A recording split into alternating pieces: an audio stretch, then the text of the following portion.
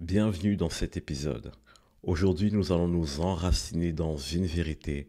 J'ai reçu la foi de Dieu.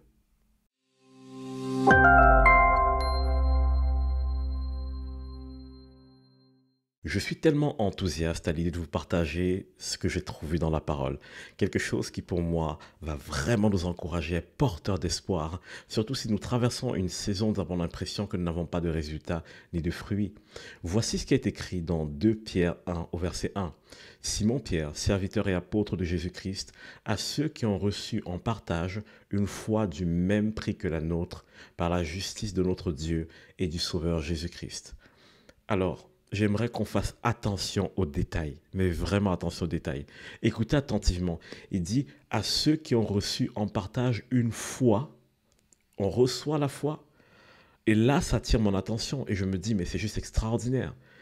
J'ai eu une conversation avec un ami récemment qui parlait de ce passage et ça a juste ouvert mes yeux. Et en allant le méditer, je me suis rendu compte que notre approche de la foi n'est peut-être pas pertinente. Parce que certes, il y a une foi qui vient de l'humain. Il y a une foi, quelque chose chez nous qui nous donne ce désir, cette détermination de poursuivre nos rêves, d'accomplir des choses. Mais ici, on est en train de parler d'une foi qu'on reçoit. Non seulement nous avons reçu la foi venant de Dieu, mais en plus de ça, Pierre dit que la foi que nous avons reçue est du même prix que la sienne. Et là, ça me marque. Mais de quelle foi Pierre est en train de parler? Laissez-moi vous prendre un exemple de la Bible pour vous montrer le genre de fruits que produit la foi de l'apôtre Pierre. Je parle ici de Actes. Si nous regardons dans Actes des Apôtres chapitre 3 verset 6, ici il est question d'un homme qui est né paralytique et qui se trouve devant une porte à l'entrée du temple qui s'appelle la Belle. Et il y a les apôtres qui sont en train d'arriver pour aller au temple et ils se tiennent devant ce monsieur. La Bible dit que ce monsieur les a regardés et il faisait l'aumône et il s'attendait à recevoir quelque chose. Et l'apôtre Pierre s'approche de lui et écoutez ce qu'il lui dit. Je n'ai ni argent ni or, mais ce que j'ai, je te le donne. Au nom de Jésus-Christ de Nazareth, lève-toi et marche. Et la Bible dit que ce paralytique a marché. Alors moi, je me questionne. Je me dis, Pierre n'avait ni argent ni or. Mais qu'est-ce qu'il avait? Pierre avait quelque chose. Et il a dit, ce que j'ai, je te le donne. Moi, je crois que Pierre avait compris l'autorité que Jésus lui avait donnée. Et parce qu'il savait qu'il avait cette autorité, il savait qu'il avait le pouvoir de commander aux choses. Il avait la capacité de libérer le royaume de Dieu sur la terre. Et tout ça, Pierre le vit en étant conscient qu'il a reçu quelque chose. Il dit donc ici à ceux qui ont reçu en partage une foi du même prix que la nôtre. Il avait reçu une foi qui venait de Dieu.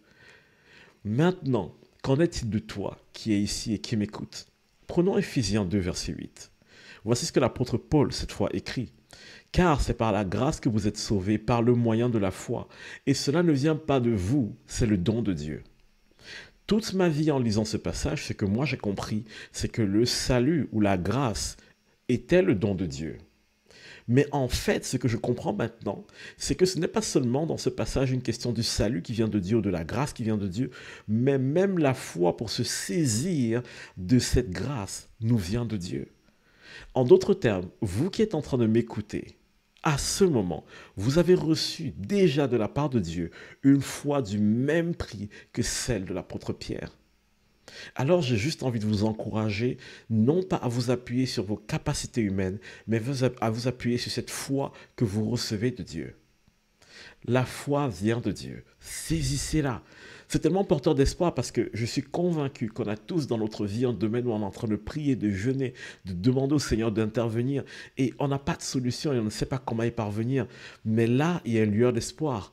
Prendre conscience que la foi que nous avons reçue est la même foi que l'apôtre Pierre avait, qui venait directement de Dieu même. Ce n'est même pas une foi qu'on a dû produire par notre tentative de persuasion, d'auto-persuasion ou de conviction, mais c'est la foi que Dieu nous a donnée. Alors, Dieu t'a déjà donné une foi du même prix que celle de l'apôtre Pierre. Alors, je vois tout de suite une question arriver. Steve, si j'ai reçu cette foi, pourquoi je n'ai pas les mêmes résultats? La réponse est dans Romains 12, 2. Soyez transformés par le renouvellement de votre intelligence afin de discerner la volonté de Dieu, ce qui est bon, parfait et agréable. Et vous savez quoi? Jésus parle aussi à un moment donné du fait que les coutumes, les traditions annulent la puissance de Dieu. Ça veut dire que tant que je fonctionne encore selon une certaine culture humaine ou une certaine tradition humaine, cela annule la puissance de Dieu. Mais lorsque je me détache des traditions humaines et que je commence à embrasser la vision du royaume de Dieu, la foi qui est en moi peut s'exprimer pleinement. Et j'ai vraiment envie que chacun d'entre vous se rende compte de la pureté, de la qualité de la foi qu'il a reçue maintenant. Donc, quel que soit ce à quoi tu fais face, toi qui m'écoutes, ne baisse pas les bras. Tu as reçu une foi de la même qualité que celle de l'apôtre Pierre. Tu as reçu la foi de Dieu. Alors, mets-toi en marche, vis selon cette foi, dépasse ton incrédulité et tu verras la gloire de Dieu se manifester dans ta vie.